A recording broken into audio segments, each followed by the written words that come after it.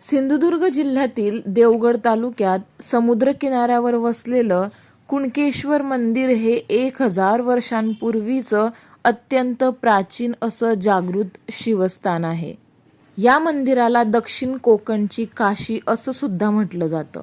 हे मंदिर पांडवकालीन असल्याचं मानलं जातं.